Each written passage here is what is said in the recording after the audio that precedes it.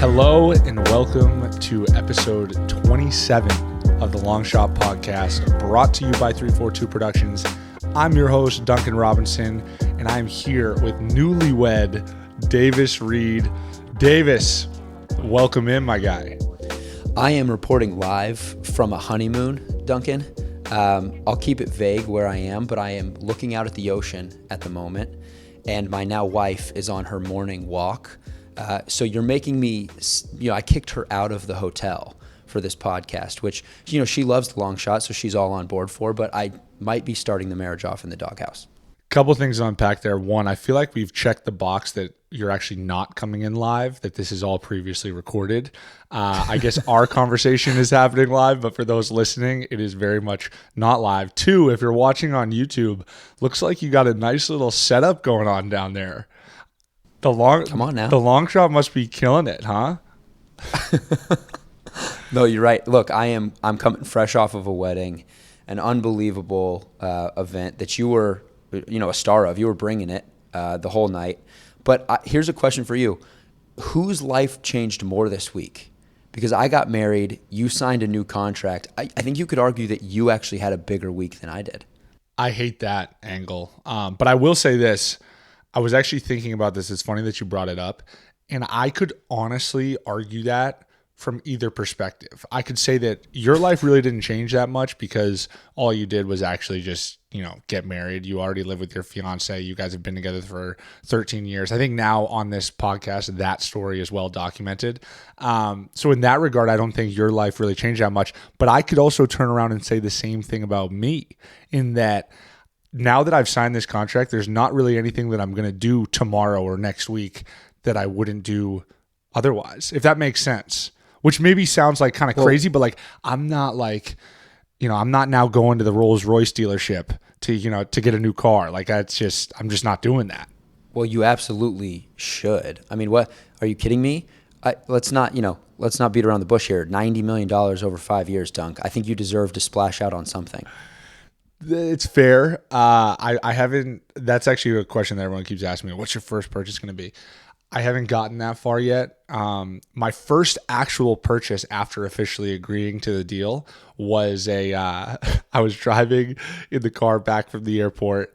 I stopped by Locos Cocos Tacos in Kittery, Maine, and picked up some good old, New England Mexican food for the family. Picked it up and we just enjoyed some Locos Cocos Tacos. So if you were thinking that I was going to do some lavish dinner at a, Carbone or something real spicy, no, just some classic, New England tacos. Unbelievable. I hope you ordered one or two extra tacos just in celebration. Where do you want to start? We have a lot to unpack here. It's just the two of us this week because there was so much that happened in the last, whatever it is, 4 or 5 days. Do you want to start? You want to go chronologically? Maybe we just briefly recap the wedding and then we get to, everything that went down with you. Yeah, well, if we're going to start chronologically, then I feel that we have a service that we have to fulfill, which is to talk about the bachelor party. Because I will say, after alluding to the bachelor party last week, I got a lot of comments, and we got a lot of comments talking about I need some bachelor party insight. So I think we just touch on that briefly, Sure. And then we can transition into the wedding festivity. So I'm actually going to spearhead this operation and come out say I haven't been included in a lot of bachelor parties. This was only my second, but I can honestly say that as long as I live, this bachelor party will always be one of one. And it was so fitting, like the bachelor party lined up with who the groom was. And you could just tell, there were so many comments throughout the weekend of this makes sense that for Davis Reed's bachelor party, this is what we're doing. It was, so, my brother was my best man. So, by the way, my voice is completely You're struggle busting it over there, and I appreciate you fighting through the fatigue. I apologize to the listeners. We've been going through it in the last week, but bachelor party was amazing. My brother was my best man. We debated what we wanted to do exactly, but like you said, I wanted to stay true to myself. My group of friends, we have a little bit of a goofy side. So what we decided to do was we did a little bowling and dinner to kick the night off. We went to Dave & Buster's. We did some arcade games. And then we go out and hit the town in Kansas City, and, the night goes from there. But it was unbelievable group of guys. You were there, Dunk, as one of them, so I appreciate you. And that actually... I feel like you're slow playing that a little bit. There's a couple important caveats to kind of touch on.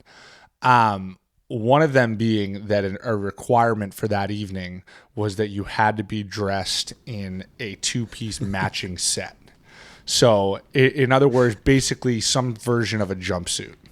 So we all were rocking, and mind you, there were some suits that were pretty far out there.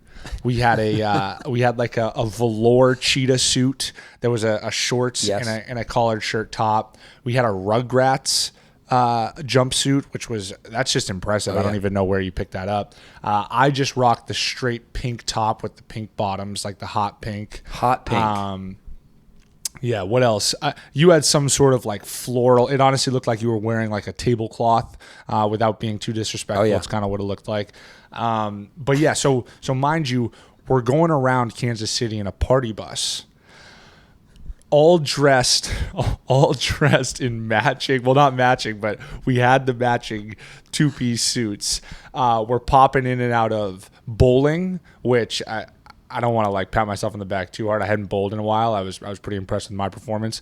You were underwhelming. My team won. I just want to be clear. My team won. You were let's be a careful. little underwhelming, but you're right. You guys did come out on top. Then we proceeded to go to Dave & Buster's, where, mind you, this is a Thursday night in, outside the outskirts of Kansas City at a Dave & Buster's. People are just, majority of the people there are just, with their kids trying to have a good time.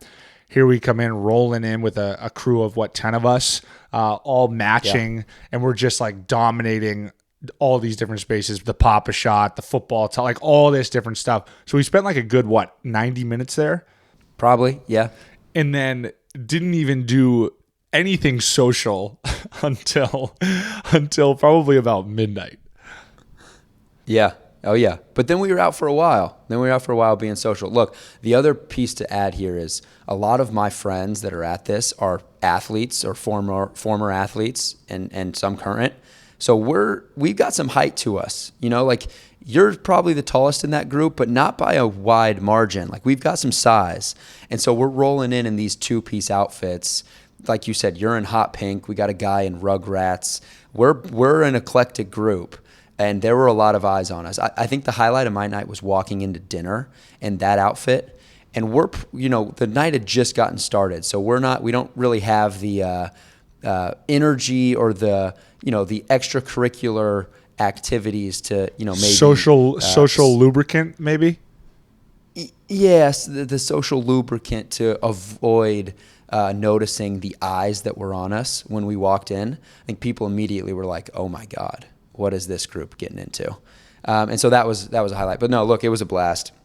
And then that takes us just right into the whole weekend, which is amazing. You and I were talking about this, but I think really for me, the thing that stuck out the most from the weekend is having all of your favorite people in the world in one place to celebrate you is really overwhelming. I mean, at points I honestly felt guilty. That's like, because I have so many friends I went to school in New England, I lived in Los Angeles, so I have a ton of friends who flew in, bought flights, bought hotels to come celebrate me and Casey for the weekend. And that was, I was incredibly grateful for that. But to see friends that I hadn't seen for years, to get our group from Exeter back together, we hadn't been together as a full unit in years. It was overwhelming. And then the wedding was just magical. I want to get to you at the wedding because I just want to give you your flowers here on the podcast.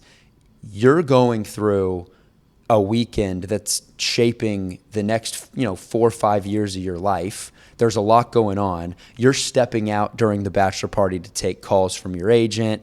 You're stepping out during rehearsal dinner to take calls from your agent. You've got a lot going on, but you were there through it all. You didn't take any of the spotlight away from me, which honestly you should have, because what you were going through was probably more exciting. Like you said, I was just marrying the woman that I've been with for over a decade. You were going through a lot of new experiences, and so look, I'm incredibly grateful for you as well, because you were there for it all. You were there to support me, and you still were able to take care of your business through it all. I appreciate that. I think you're probably giving me a little bit too much credit. Obviously, the weekend was all about you guys. So my objective was to basically just kind of navigate in silence my situation. Somewhat regrettably, and I think this speaks more to you guys, the collective kind of like wedding party, is that you guys were all incredibly invested in my situation as well, which meant a lot. I was still trying to kind of navigate it silently, but every time I would like return back to the room, you'd be like, "What's going on? What's going on?" And truth was, oftentimes I had very little information, just because that whole process of the days leading up to free agency, it's such a whirlwind because, as you can imagine, there's so much noise and there's so many rumors out there floating around that it's so hard to lock into what's actually legitimate and what's just noise that's being, calculatedly. That's not a word. What's the word? We'll roll with it. That is being strategically put out there by a particular front office or a particular agent or what have you. So it was. I will say this: like, everyone was like, "Oh, this must be such a stressful time."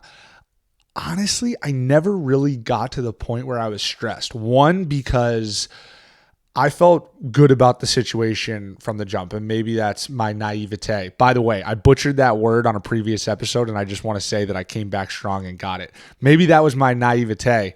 Or two, wow. Maybe it was that I just had like a certain level of confidence that there was a mutual respect between Miami and myself, and that we could make something work. I kind of lost my train of thought, but yeah, so at this point during the weekend, I'm still kind of just trying to figure out what's what. It's not like I'm like, no, this offer versus this offer. It doesn't really work like that, and I didn't know that leading into this weekend. I've learned a lot about free agency after this weekend, as you can maybe imagine.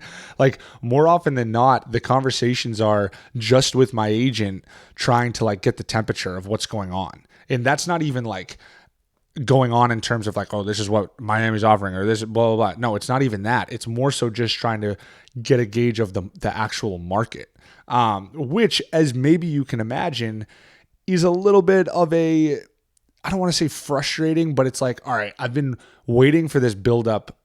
I mean, really, let's be honest here, past this summer, but particularly since our season ended, it's like, all right, now we switch on to free agency. So now that it's like finally ticking down the clock to get there, I'm like, all right, still nothing's happening, you're telling me? Like, still it's just kind of like, up in the air. But the reason that I wasn't like overly anxious or nervous or whatever is because I just kind of had the peace of mind in the back of my mind of like, you know what, at this point, I can't really fuck it up. Like, like the hay's already in the barn, so to speak. I'm already like surpassed any sort of whatever outcome that I could have ever like imagined 3, 4, 5, 6, 7 years ago. So like that gave me the kind of perspective to be like, you know what happens tomorrow being Monday, the start of free agency, will happen. And until then, let's just, have a couple adult beverages and enjoy my dear friend Davis Reed and watch him marry the love of his life. I guess I suppose that makes sense. I'm not buying that you at no point were stressed, because I get it. Like, you didn't expect to be here 3 years ago. Of course you didn't. But there are still so many decisions for you to make. And you broke this down a little bit last week, but being a restricted free agent, your first conversations are with Miami, right? But you don't really have any sense of what other offers could be out there. And you've talked about this, and we know that you love Miami and you had every intention to stay in Miami, but there's still this kind of unknown that you're not able to get a pulse on while you're having these conversations with your agent. Is that on your mind at all, or how are you approaching that aspect of it? I don't love that we've completely shifted away from wedding talk. I feel like there's some more there that we need to unpack. I'll answer your question, but I just want to point out that we're coming back to the wedding. Yeah, I mean, it's obviously, as a restricted free agent, it's different. It's not like I'm looking at all these different options and all things are quote unquote equal. Like it's very different. The fact that I'm restricted, other teams are less likely to pursue an offer sheet, just out of the prospect that in all likelihood, depending on where it is, how much it is, I should say, that Miami would likely match. So that kind of forces you to have your initial conversations with Miami. And for me, being in the situation that I was in, I wanted that to be the case anyway. A perfect outcome for me was returning to Miami on a deal that we really felt comfortable with. So in that regard, it was always going to be Miami first. Let's try to make something with Miami work, and then we'll go from there. The part that was challenging, and this comes back to the noise, is like there's so much out there, and you hear from all these different media outlets or whatever that, so-and-so needs shooting or so-and-so really likes you. And I don't even mean from my agent. I just mean in general, like you just get this, whether or not, you can try to put up the walls, but the reality is it always kind of like trickles through that there's always this kind of noise. And for me, what was challenging was like having to gauge what was real and what was not. And that's where I give a ton of credit to my agent, Jason Glushon, because that's ultimately his job, right? Like that's what he's hired, obviously, to push the number and get it favorable on our terms to the deal that we ultimately agree upon. But in those situations of kind of waiting in the balance, being able to determine to me, okay, this is what might actually be real, and then this is like something we shouldn't pay attention to. So, because once again, like we aren't allowed to have conversations with other teams prior to the start of free agency. So all of it is just like the general, feeling out the market, which is such a vague and kind of like challenging to pin down situation. But that's why like Miami was ultimately, for me, felt like it was going to be the best situation because it was something that I was really familiar with. I felt like I had built equity within the organization, the coaching staff, the front office, the fans, even the city, something I was familiar with. And the opportunity, like, we're able to get somebody like Kyle and have that opportunity to be a part of a really good team and be really valued. So once like push came to shove and 6 p.m. came around on Monday, and things started to move really quickly, which is its own, whole thing. It became clear pretty quickly that Miami was the right situation.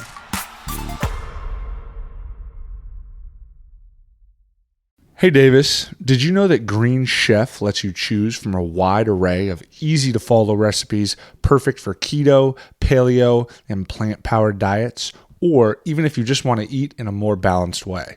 I did know that, and I can also tell you Green Chef's expert chefs design flavorful recipes that go way beyond ordinary for a diverse array of meal plans and plenty of options to choose from each week.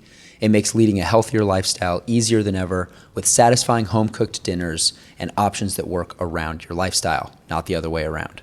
Green Chef is the most sustainable meal kit, offsetting 100% of its direct carbon emissions and plastic packaging in every box, so you can feel great about what you're eating and how it got to your table. I've used it a bunch of times, and let me tell you, Davis, it is absolutely delicious, and there's nothing better than being able to eat it guilt-free because it's also carbon footprint free. It's the best of both worlds. That's beautiful. Are there any special deals that I can sign up for right now? Oh, I'm happy you asked. You can go to greenchef.com/longshot100 and use code longshot100 to get $100 off, including free shipping. That's greenchef.com/longshot100 and use code longshot100 to get $100 off, including free shipping. The number one meal kit for eating well. Can we talk about Woj's Long Shot Pod shout out? Man. I mean, could things have gone any better for the Long Shot Pod this weekend? We have a wedding, we have a new contract, and then here's a piece that I wasn't expecting at all. we get a long shot shout out from a Woj bomb.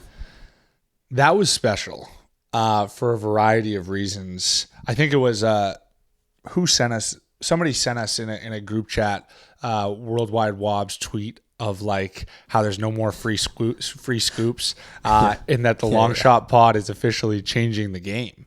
But yeah, to sneak that in there of the iconic Woj bomb, a long shot shout out, was truly special. I felt like it was a galvanizing moment for our community, and that now all of a sudden so many people, because we really do feel like we have a strong community, like whether it be social media or if like we're walking around and people are like, oh, I love the long shot. Like I feel like people take a lot of pride, but with that being said, it's still like, it's a little understated. It's still kind of a diamond in the rough. So for Woj, who has at least in the sports world, Monday at 6 p.m. has the biggest platform. Everybody's tuned in. Everybody's dialed in. Everybody's got the tweet notifications lined up.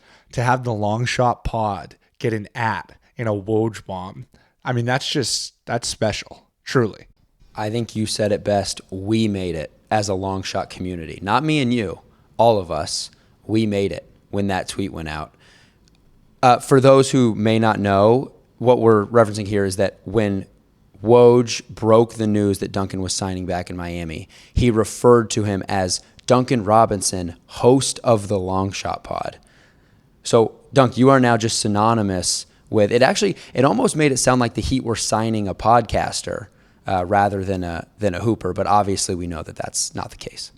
The true chef's kiss would have been if it was co-host of the Long Shot Pod with Davis Reed and also giving you an at.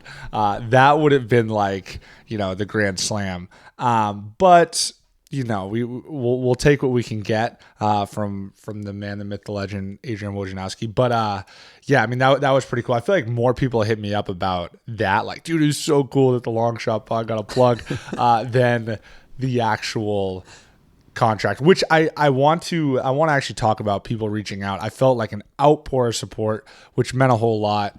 Obviously the texts to me personally were all overwhelmingly positive. Of course, there's the noise out there of like, oh, he sucks. He averages 13 points a game, blah, blah. You're going to pay him 90, all that noise, whatever.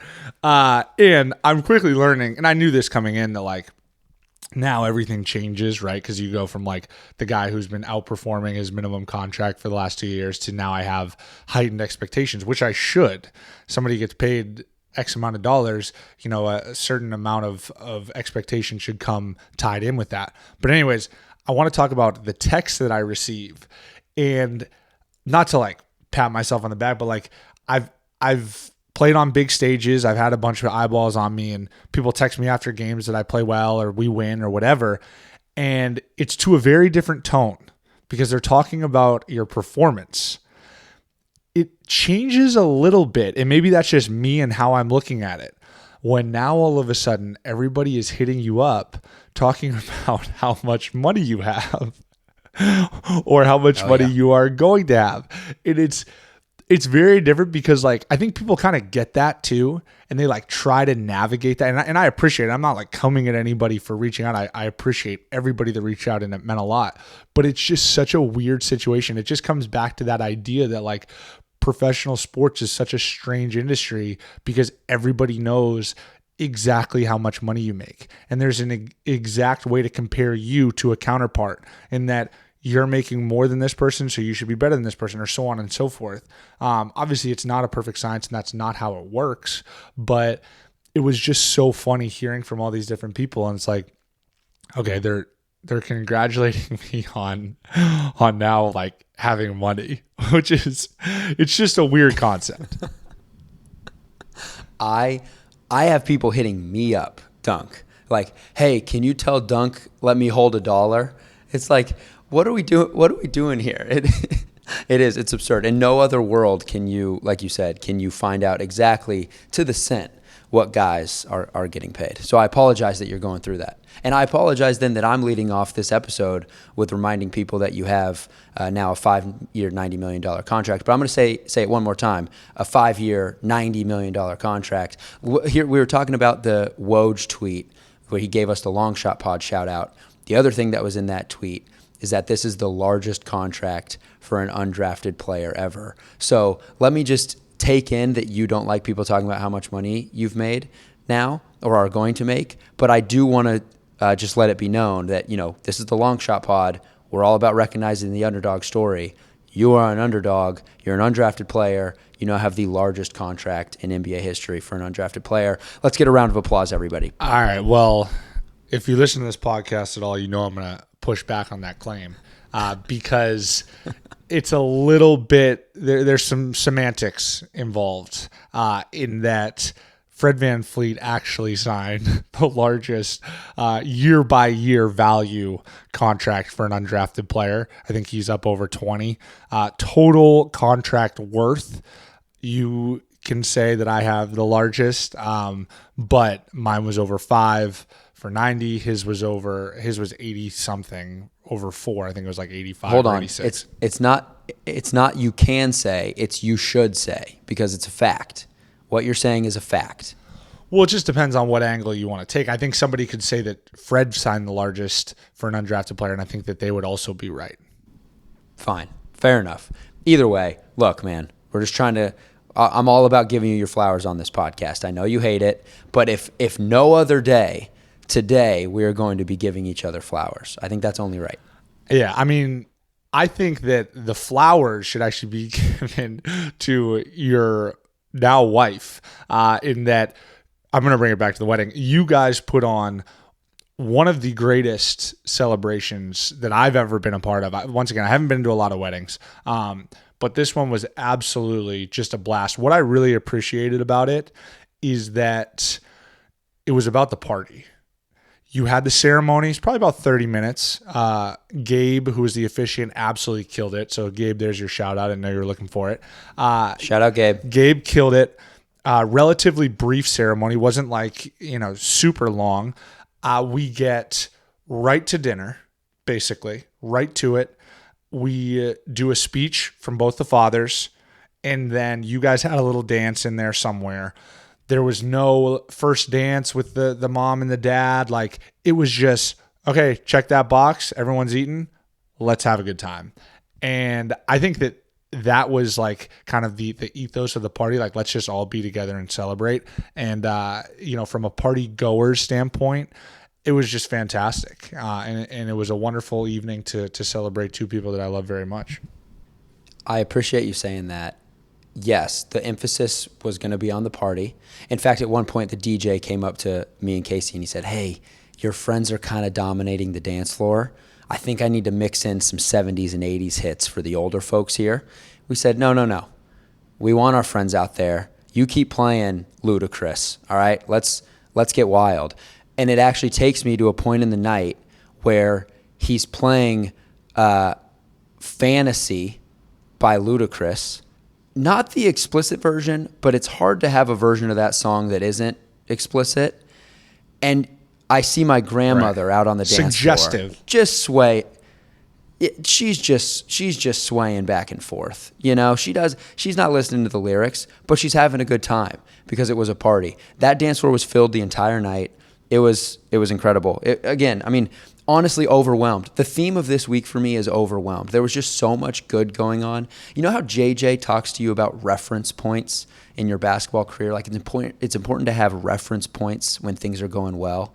This past week has been a reference point for me, just in life. You know what I mean? Like, it was so much good in a 4-day span that I genuinely was overwhelmed by it. And I'm now just sort of having to decompress and go through everything that happened.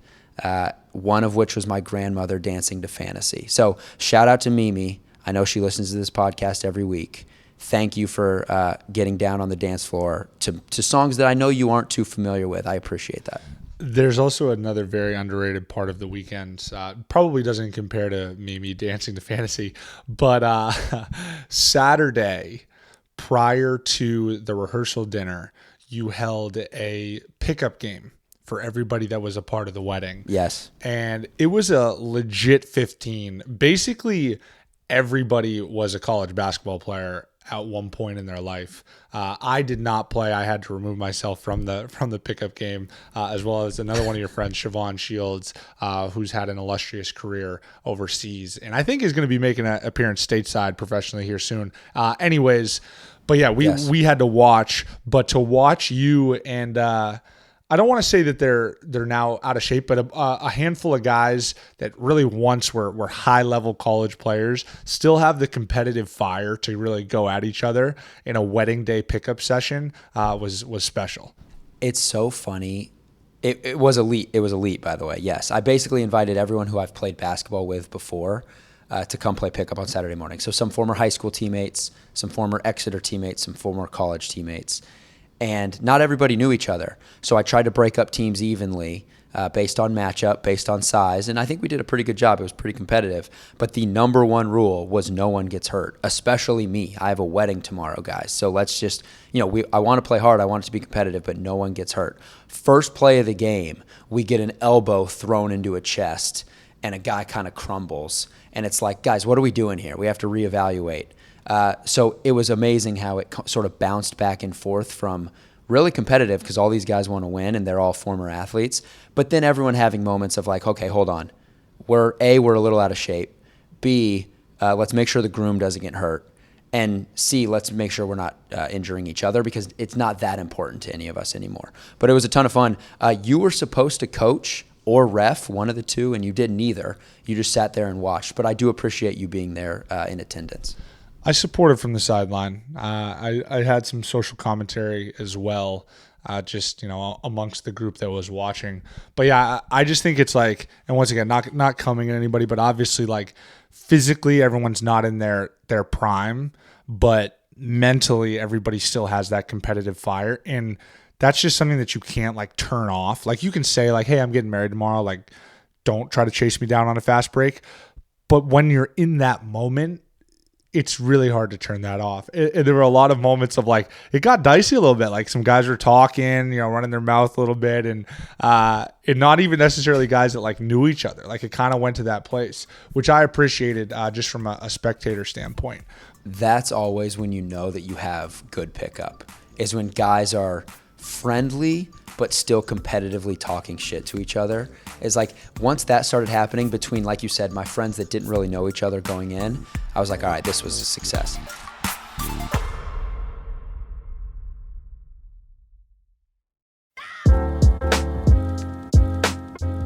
I want to transition to you. We're just going to spend this episode bouncing back and forth, kind of deferring stories about each other.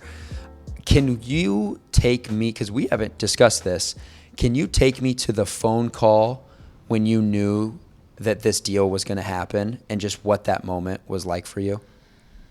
Yeah. So I had just landed in Boston. I had gotten off a plane from Kansas City, where obviously I was celebrating you guys. And I got in the car with my dad at exactly 6 p.m. Eastern time, which is when all the free agency fiasco starts. At this point, I was feeling pretty confident that there would be a deal. I also thought in my head of like, what if my flight got delayed and then I was like in the air at the start of free agency and like, I missed some call and they like went a different direction and my entire life is changed because of course it would be American Airlines that held me back. Anyways, I'm driving in the car and I still think it's just so crazy how Woj bombs, Shams bombs, they just start firing off right at 6:01. And I think the first one to break was like the Lonzo, and then the dominoes just start to go. And at that point, a little ways in, I get a call, or actually I get a text from a Heat front office member sharing an Instagram login with me. And it was like they had made me my own Instagram account. And I logged into the Instagram account after some technical difficulties. I will say maybe that's a story for another time. But the point being is that eventually I got in and they had basically created an Instagram account for me, and it had all these pictures posted on the profile that were kind of about my time in Miami and that they'd love to have me back and all this sort of stuff. And that was a cool moment. And then shortly after I heard from Spo FaceTimed me and we were going back and forth, and there was a funny moment of that too. He's like, oh yeah, so what are you doing tonight to celebrate? And I'm just like, oh, we're gonna pick up some food and just kind of hang and eat. And he's like, all right, well, do me a favor, like mix in an ice cream or like get a bottle of wine or something. He's like, Jason's my age. He's like, did Jason like tell you the numbers? Like, do you know how much you're now making? Like, you should go celebrate. I was like, yeah, I think I'm just gonna, we're gonna head over to my sister's house and and just eat some to-go Mexican food. So it was a pretty understated evening. But I will say, like, the crazy thing is that usually when I get all these texts after a game, I get to my phone probably like 45 minutes after the game's over. So all the texts are already in there. At that moment, as soon as it released, obviously once everybody saw it, they just like go to text me. So at that point, it was the first time really in my life that I had my phone on me and my phone is just going crazy. Like I just put it down. I was just like, I can't even get wrapped up in this.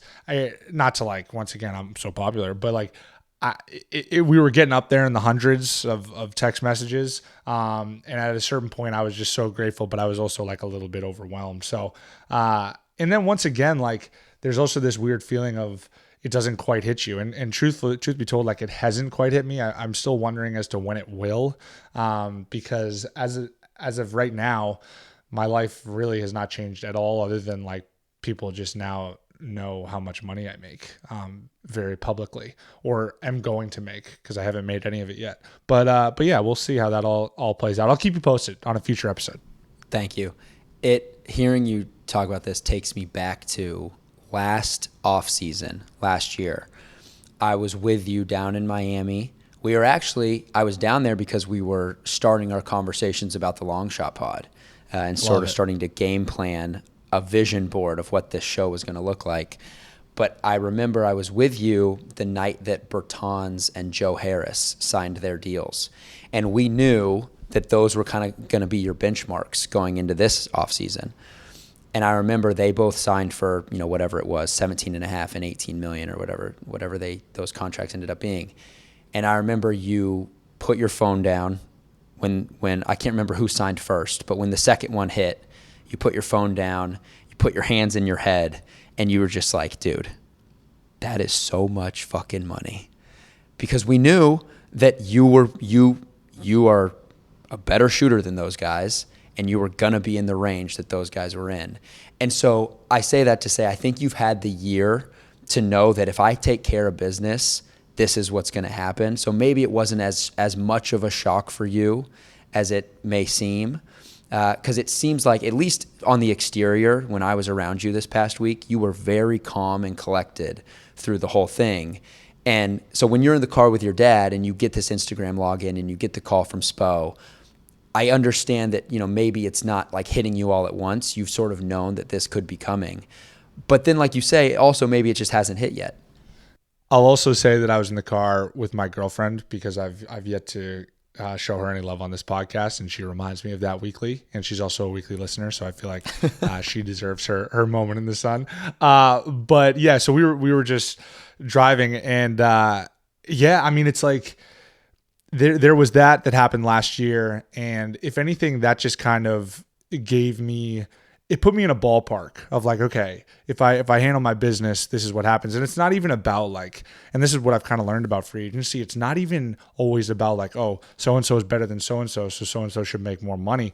So much of it is just kind of dependent on the situation and the scenario and when you're a free agent and who also is in your class and who has money. Like there are so many outside variables. But with that being said, last year when I saw those guys sign for those numbers, it like put me in a ballpark and provided a benchmark, like you mentioned. So, I mean, yeah, in many ways, like I definitely didn't like see this on the horizon of like, I'm for sure going to lock in for this amount of money or whatever. But I had a general feeling of like, okay, probably around August 2nd, my contract situation is going to look a lot different. And that's kind of why I come back to the like, can't fuck it up mentality, because like at a certain point, it's like, all right, whether it was going to be 15 a year, 16 a year, 17 a year, 18 a year, somewhere in there, it's like, all right, is there really that much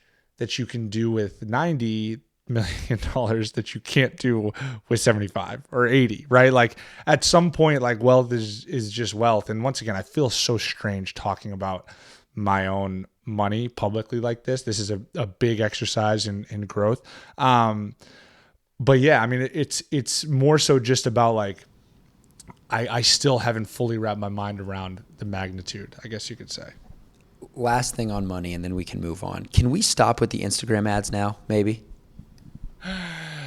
Oh, that's a good one. I actually got a funny, this is probably right around, probably maybe in June or something. I posted an Instagram ad and Joe Ingles responded to it. And he was like, dude, you're a free agent. You're about to sign a new deal. Can you please stop posting these? And we've had Joe on this podcast, and I've gone back and forth with a bunch on the court and stuff. But like, still, I don't have like a really close friendship with him. But it's just like, it was so funny to hear that from him of like, dude, just chill out with the IG ads. But to answer your question, no, we actually unfortunately cannot stop. I have a few others that are actually on the horizon, so be on the lookout for those. Just because I have some duties that I need to fulfill, prior agreements that are still ongoing. So yeah, unfortunately for all of my followers, you're going to see some more ad content. I will say though, I'm going to try to also mix in some more personal content as well. But with that being said, a lot of my personal content exists on this podcast, whether it be through YouTube or, just via the audio itself. That's a great question though. Yeah, that's fair. We've been trying to get you to show a little more on Instagram, so it's not just ad after ad. So that's fine. That's a good compromise. If you're mixing in some more personal posts, we can keep an ad every once in a while. All right, I'm done with the money. Let's talk about the length of the contract. So you got 5 years in Miami. Are you just working your way to becoming Mr. 305? What's the deal here? We know that you love Miami, but now you're locked into 5 more years. Is a house purchase on the horizon maybe? Priority 1A is actually to upgrade the studio. So that is that's the box that's going to be checked first. So, when I am potentially looking at new places, a priority is going to be which one has the best studio setup, or makeshift studio, I should say. So, unfortunately there's a pretty solid chance. Well, there's probably only a few more episodes coming live from the beloved white couch that everybody's come to know. But I mean, we'll see on a house purchase. I don't know. I'm keeping my options open.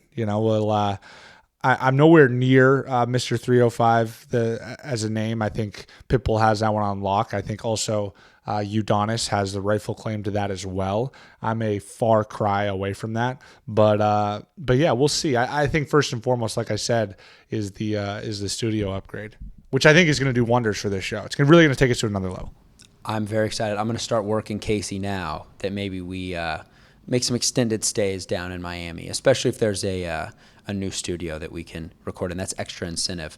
But no, look, you've got this 5-year deal now, which locks you into this core of Miami moving forward of you, Jimmy, Bam, and Kyle, which is an amazing core, in my opinion. How does it feel just to get that commitment from Miami of like, look, you're our guy going forward. We want you part of what we're doing here. Yeah, I mean, that was a huge part of it for me, in that I really wanted to feel valued. And, for me, I feel like I'm able to be my best when I'm surrounded by really good players, because I can create space for them and they can also create space and attention for me. So I think that the fact that they were, and I think everybody knew that Miami would be aggressive, but that they were aggressive to make something happen, as well as, one of their moves being bring me back meant a whole lot to me. And, especially to get it on terms that we both could agree upon, obviously as well. But yeah, I love the group that we have. And I think that, we'll see how the rest of free agency plays out. But, from where it stands now, I think we added, some physicality, some toughness, some playmaking, some shot making, and just like a certain grit and toughness. I think for sure, we're going to be playing, as Pat Riley likes to coin it, Miami Heat basketball. Absolutely. I love it. That actually is a perfect segue into our Reddit question of the week, which actually is more of a Reddit post of the week. This comes from Lopia or Lop182. They said this offseason, the Miami Heat have signed a free agent from each of the 3 previous NBA champions. So you've got Kyle, the Raptors, you've got Markieff and the Lakers, and you've got PJ and the Bucks, now all Miami Heat members. And like you said, that is a group that brings grit. I think we'll hear a lot about Miami culture with those 3. If we're going like teams that you'd take in a bar fight, the Miami Heat have just catapulted themselves to the top of that list with just tough guys, gritty guys. Unfortunately, I don't think I can put you in that group yet, but you're surrounded by some dogs, which must make you feel pretty good. Yeah, I got some muscle in my corner for sure. I actually want to point out that actually was not a Reddit question. That was a statement. It's more of this is our Reddit statement of the week. Yeah. All right, you should have clarified. But yeah, I mean, I alluded to the moves briefly, but I think that it's interesting that we have the championship pedigree now. I didn't notice that it was as clear cut as the last 3 NBA champions. We took a member of each one, but I think all 3 of them do a lot of the things that are required to win a championship, and that it's so often winning a championship is between the margins. And obviously you have to have talent, you have to have really good players and guys that make shots and all sorts of stuff. But particularly those 3 guys, they win within the margins. They understand pivotal points and stretches of games and how that can move the needle. They understand the importance of 50-50 balls, defensive rebounding, offensive rebounding, all those sorts of things that really go into winning. So I think if nothing else, it just gives us more championship experience because that's what it's all about, and it's all about winning. And we're only, as crazy as this sounds, we're like 10 months removed from playing in the finals. So obviously we had a disappointing season this past year in terms of outcome, but we're not a far cry away from really, really competing, which I think is interesting. I think it's only 9-10 months ago, but everybody feels like whatever, the bubble was flukish or this or that. I mean, say what you want, but especially with the addition of these guys, I think it'll make us a tough out, to say the least. Yep, couldn't agree more. All right, you want to hit our long shot feature? We're getting to the point where I think Casey might be upset with me, so maybe we should wrap this up. Yeah, let's get this going so you can get on a beach somewhere. Long shot feature, Anna Keisenhofer, a 30-year-old who has a PhD in mathematics and developed her own training program based on her postdoctoral research. She went to Tokyo without a professional contract, ranked 217th in the world, and didn't even appear on a list of pre-race contenders. She attacked first, broke away from the rest of the field early, and brought home Austria's first cycling gold medal since 1896. That's incredible. I think it's interesting, like the mathematical component of that, in that like it's such a physical event, cycling, but then or at least on the surface, but then you see how important strategy and actually like calculating when you're going to push, when you're going to, way back in the shadows, all that sort of stuff. Shout out to Anna, or maybe Anna, for that. Yeah, it's, we've had some Olympic-themed long shot features the last couple of weeks. Last week, we tried to break down swimming, which neither of us know anything about. I don't know any more about cycling than I do about swimming. It's very little in both categories. But yeah, I mean, look, again, we're all about the underdog here. Anna comes in 217th in the world. No one expects her to win, and she beats all the odds. She walks away with a gold medal. So shout out to her. Another amazing underdog story. The Olympics has provided us some good ones. Absolutely. I mean, it makes sense that our long shots would be Olympic featured, considering we are amidst the Olympics. Before we wrap up, I left out a very fun anecdote of my free agency negotiations, which are particularly relevant to the podcast, in that my agent, when negotiating with the Miami Heat, threw in the caveat that if we came back to Miami for the last ever long shot episode, Pat Riley would make an appearance. Whoa. So come on now. So I don't know when the last ever long shot episode will be, but Pat Riley has committed. We've locked in a guest. So the scheduling has been the nightmare of this podcast. It's been very challenging to schedule, particularly professional athletes. I have a newfound empathy for people that are trying to get a hold of me and trying to schedule stuff with me, because I've now been on the other side of that and seen how difficult it's been to schedule with professional athletes. But you can rest your head easy tonight, Davis, on your honeymoon, because our last ever episode has already been scheduled, and that is Pat Riley, which is going to be a great time. The Godfather. I don't know if I could ask for a better guest. Here's the weird thing about that, though. It's almost like there's incentive to never have that happen. I know. Because we don't want the long shot to come to a close. So maybe we'll try to do some renegotiating there, where we get him on a little bit earlier. Maybe he does us a favor, because I don't want him to be our last guest. I'd rather him be our next guest. So we'll start turning those wheels. That about wraps up this episode. We unpacked a whole lot there. We're going to be back to a guest next week. We actually had a guest lined up for this week, but we wanted to kind of keep it relatively brief. Didn't want to take too much of Dave's time while he's on his honeymoon with his new wife. But thank you for tuning in. Been an eventful week here at The Long Shot. We hope you guys enjoyed this one as much as we enjoyed recording it.